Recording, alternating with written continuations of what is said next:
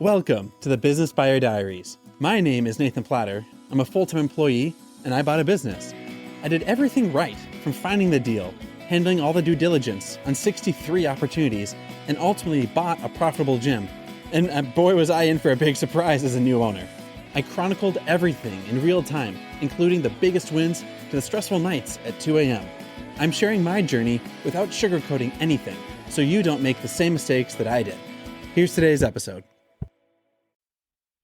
All right. Well, just met with some folks that own two clubs with the same franchise, and honestly felt like they're one of nice. They've owned the studios for a while. They're looking for that's interesting in life, and so they're trying to put a few feelers out, see what's available. Do they want to keep this? Do they want to be done with this? And so it was a good hour-long discussion. It was actually kind of cool. Something that I've noticed these two folks that own the clubs, they're a little quirky, a little bit fun. Definitely when I bought my studio in Eden Prairie, very much like an old owner was involved and engaged. The members knew who they were. And here in these other two studios, the owners used to be heavily engaged, but now they're more absent from everything, which is really important. It's really great. And so along the way, they've been able to get more managers in, figure out their involvement, their day-to-day, and seeing what they could end up getting.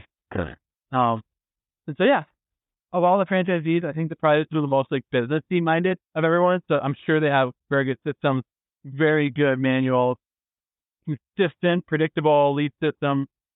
Probably a stable business. I'm finding out no business is stable as they say it is. The episode before this, I definitely was tired of first month was rough. We lost money, a lot of money. And I heard back from, I just got confirmations afterwards, one of the items in there was, okay, well, that's an invisible expense, not money lost in the bank account. So it's not like we just got hit by a Mack truck or anything. But how do I share this with the fam without raising alarm? What are we going to figure out? Now, but no, there's the folks that are looking to these two clubs, see what they have beyond. I told them, well, hey, here's what a buyer went through. Here's some quirks that they had. Here's what a cop got through a broker. Here's what kind of a 10-year lease was what you had to do. Here's what kind of payout you could be expecting. I'm making up numbers for revenue and for profit for you. So here's probably what we could get. If it's this and this and this. Hopefully your taxes are done separately and you're not doing one altogether. You're how your manager's been there a while, and do you have managers? Figuring out all the nuance.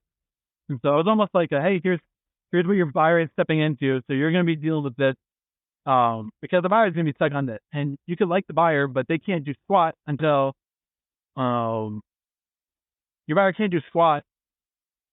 I'm going to start that phrase over. You can like the buyer, and if their hands are tied because of loan cycles, you as a seller are also subject to the loan requirements. So leases, injections, equity requirements. That's this is what you're going to be dealing with. And so just sharing that, I think it's easy to know, okay, it's kind of what we know through. But talking through to someone who just got put through the ringer for this, now they know, okay, here's what to expect. And it's definitely an adventure. So I don't know. I'm still breathing fresh air of okay, well, we lost money our first month. And then realizing, 2 opportunities. So I'll put my hat in the ring. That would be very exciting. Here's the trajectory and the adventure that I want to take with them.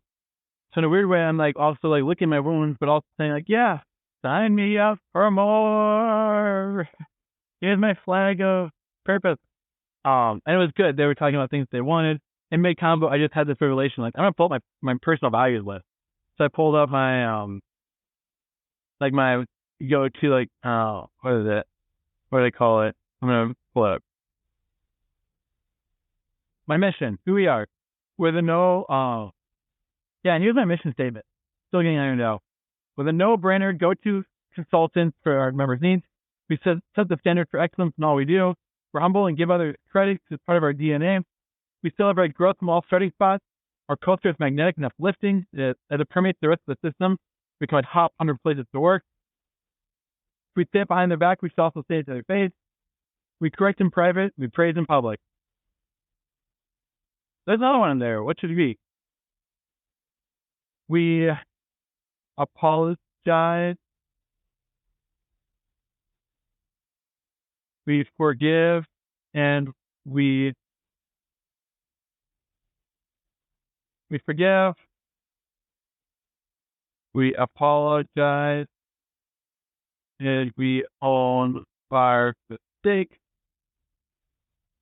We forgive, we apologize, we own our mistakes. Just straight up, because you can say like, oh, we believe in integrity, we believe in doing the right thing, we treat people like family. Like, well, no, like, have it written down before you say it. Lucky. And so you gotta have your values out, right? And finding it's not the value of having your values down is not because you can prove to people that you have them. Because put the thought and intention into writing them down, and that you care, and that it's worthwhile, and that these are people's lives. These members are people. It's worth putting a note on your phone of like, here's my character graph. Usually care about. Here's my non-negotiable. Here's what I'm not giving up on. And you gotta have that. Right now, finished up that meeting. I feel like I'm Mr. Meeting Man today. Finished up, not how you do a bank.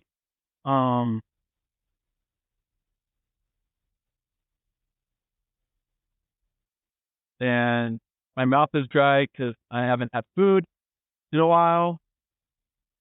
All right, check the meeting. Keep pressing on, man.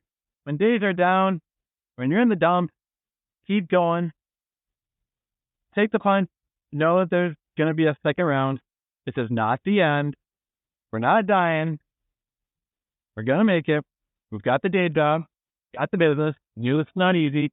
We knew it would be profitable. First month was sucky. That was rough. And what are we going to learn from that? What are we going to do next? Here we go. Come on. This has been another episode of the Business Buyer Diaries. Subscribe so you don't miss the next episode. I hope you're realizing that business ownership is no cakewalk. Check the podcast notes for a link to the DIY due diligence program, the complete list of show sponsors, and for media inquiries. Music written and composed by Wes Schrock. I'm your host, Nathan Platter.